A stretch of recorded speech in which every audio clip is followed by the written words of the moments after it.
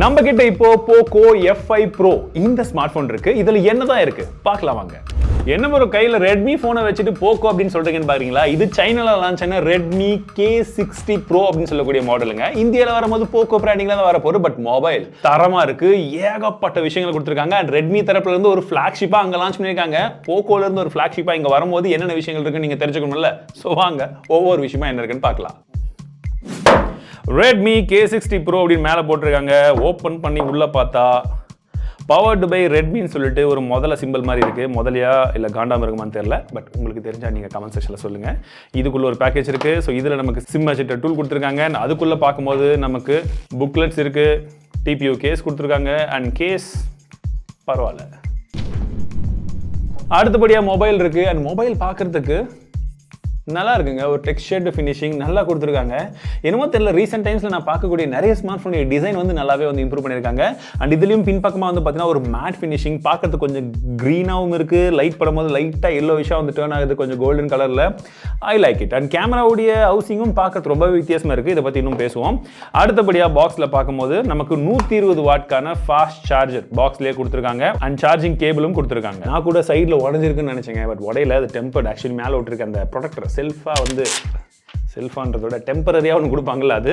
But display பார்க்கறதுக்கு வந்து நல்லா இருக்கு. ஃபர்ஸ்ட் பூட் அப் பண்ணிடுறேன். ஃபிசிக்கல் ஒரு என்னன்னு பார்த்துலாம். வலது பக்கமாக நமக்கு பவர் பட்டன் கொடுத்துருக்காங்க. வால்யூம் பேக் கீ இருக்கு. மேலே பார்த்தீங்கன்னா ஐஆர் பிளாஸ்டர் இதுலையுமே இருக்கு. உங்களுக்கு ஒரு ஸ்பீக்கர் கொடுத்துருக்காங்க, ஒரு மைக்ரோஃபோனும் இருக்கு. இடது பக்கமாக எதுவுமே கிடையாது. கீழ் பக்கத்தில் நமக்கு சிம் ஸ்லாட் கொடுத்துருக்காங்க, primary microphone, type C port and speaker கொடுத்துருக்காங்க. டிசைனை பொறுத்த வரைக்கும் இந்த இடம் பார்த்தீங்கன்னா நல்லா கர்வியாக வந்து கொடுத்துருக்காங்க. ஸோ கையில் பிடிக்கும் போது நல்ல ஒரு இனான் ஃபீல் வந்து தெரியுது. அண்ட் வெயிட் வந்து ஒரு 185 இருக்கும்னு நினைக்கிறேன். ஏன்னா அந்த அளவுக்கு தான் வந்து எனக்கு ஃபீல் ஆகுது. பட் எக்ஸாக்ட் வெயிட் என்னன்றதை அப்படியே கொஞ்சம் பாருங்க. கேமராவுடைய டிசைனை பொறுத்திருக்கும் ஒரு டிஃப்ரெண்டான ஒரு டிசைன். இது வரைக்கும் நான் இந்த மாதிரி ஒரு டிசைனை வந்து பார்த்ததில்ல. ரெண்டு சைடு அப்படியே ஒரு என்ன சொல்றது, ஒரு ரேம்ப் மாதிரி வந்து வச்சு அதுக்குள்ள வந்து கேமரா வந்து கொடுத்துருக்காங்க. which looks kind of interesting அப்படின்னு சொல்லலாம்.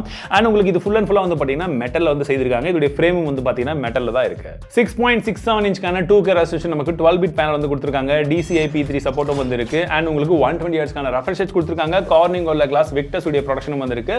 பீக் பிரைட்னஸ் அப்படின்னு பார்க்கும்போது 1400 நிட்ஸ் வந்து இதெல்லாம் கொடுத்துருக்காங்க. அண்ட் குறிப்பா இதுல வந்து பார்த்தீங்கன்னா இன் டிஸ்ப்ளே ஃபிங்கர் பிரிண்ட் சென்சார் இருக்கு. டிஃபால்ட்டா நிறைய ஸ்மார்ட் போன்ஸ்ல ரெட்மில போக்கோல இன் டிஸ்ப்ளே வராது. பட் இதுல இன் டிஸ்ப்ளே கொடுத்துருக்காங்க. அண்ட் அதுலயும் வந்து பாத்தீங்கன்னா உங்களுக்கு ஹார்ட் ரேட் டிடெக்ஷனும் வந்து இருக்கு அப்படின்றது வந்து சொல்றாங்க. நாங்க செக் பண்ண வரைக்கும் it works. Flagship smart phone அப்படினாலே இதுல ப்ராசஸர் என்னவா இருக்கணும், அதுவும் இந்த வருஷம் ஃபுல்லாவே எந்த ப்ராசஸர் வந்தா ஃபிளாக்ஷிப் Snapdragon 8 Gen 2 அதே தான் வந்து இதுலயும் வந்து கொடுத்துருக்காங்க.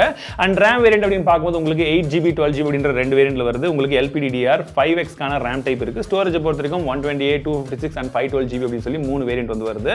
பேஸ் வேரியன்ட்ல உங்களுக்கு UFS 3.1 தான் வரும். பட் டாப் வேரியன்ட் பார்க்கும்போது உங்களுக்கு UFS 4.0க்கான சப்போர்ட்டும் இதுல இருக்கு. சர்ப்ரைசிங்லி என்னன்னா இந்த மொபைல்ல நமக்கு 5000 mAhக்கான பேட்டரி கொடுத்துருக்காங்க. 120 வாட்க்கான ஃபாஸ்ட் சார்ஜ் சப்போர்ட் இருக்கு. 30 வாட்க்கான வயர்லெஸ் சார்ஜிங்கான சப்போர்ட்டும் வந்து கொடுத்துருக்காங்க.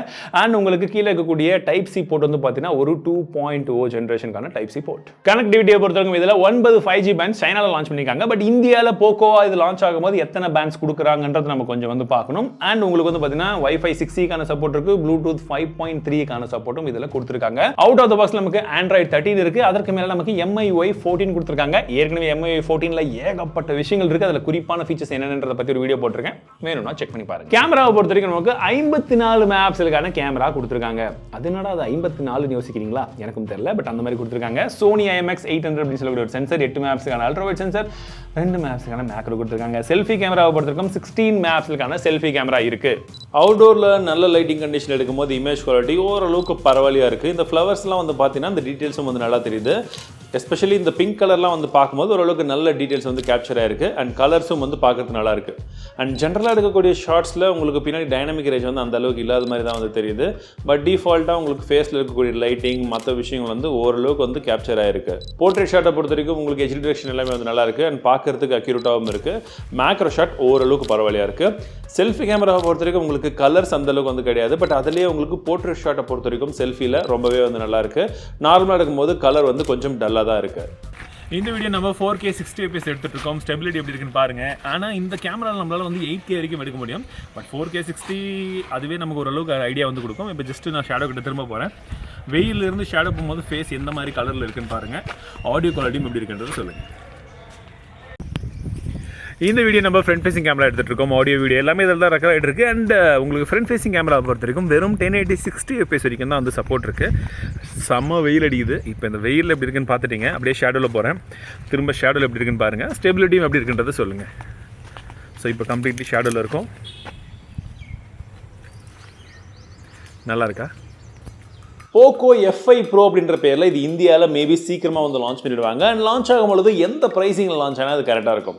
கேமரா மட்டும் கொஞ்சம் இம்ப்ரூவ்மெண்ட்ஸ் வந்து தேவைப்படுது. அண்ட் அந்த மாதிரி இம்ப்ரூவ்மெண்ட்டோடு இந்தியாவில் வந்து லான்ச் பண்ணாங்க. ஒரு நல்ல ஒரு பட்ஜெட்டில் ஒரு நல்ல அஃபோர்டபுளான ஒரு செக்மெண்ட்டில் லான்ச் பண்ணாங்கன்னா உண்மையிலே ஒரு ஸ்டெல்லரான ஒரு மொபைல் ஃபோனாக இருக்கும் அப்படின்றது என்னுடைய கருத்தாக இருக்குது. உங்களுக்கு என்ன தோணுதுன்றதை கமெண்ட்ஸில் சொல்லுங்கள். ஸோ மீண்டும் ஒரு இடத்துல சந்திக்கிறேன். வாழ்க தமிழ், வாழ்க டெக்னாலஜி.